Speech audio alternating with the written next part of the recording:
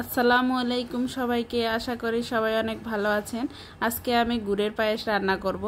এজন্য আমি এখানে 2 লিটার দুধ নিয়েছি। দুধটা ফুটে এলে এখানে আমি দিয়ে দিচ্ছি 250 গ্রাম আতপ চাল, পোলাওয়ের চাল।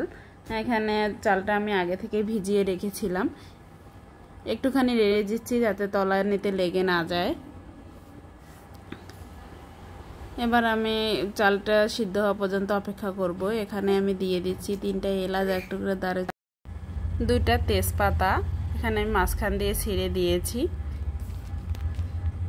এবার ভালো করে নেড়েচেড়ে আমি রান্না করব। রান্না করার সময় অবশ্যই পায়েসের পাশেই থাকতে হবে, চুলার পাশেই, কারণ দুধ আবার উতলে পড়ে যাওয়ার ভয় থাকে। চালটা আমার প্রায় সিদ্ধ হয়ে এসেছে। এখানে আমি দিয়ে দিচ্ছি একটুখানি লবণ, 1 চামচ চিনি। আমি এখানে গুড় ব্যবহার করব, তারপর চিনি দিয়েছি, কারণ আমার কাছে মিষ্টিটা ভালো লাগে গুড় চিনি একসঙ্গে দিলে। আপনারা না দিতে পারেন, কোনো সমস্যা নেই, শুধু গুড় দিয়ে বা শুধু চিনি দিয়েই রান্না করতে পারেন। এখন আমি গুড়টা দিয়ে দিচ্ছি। আমি এখানে আখের গুড় ইউজ করতেছি। আমি গুড়টা কিন্তু আগে থেকে জাল করে নিয়েছি, কারণ গুড় দিলে অনেক সময় দুধ ফেটে যায়।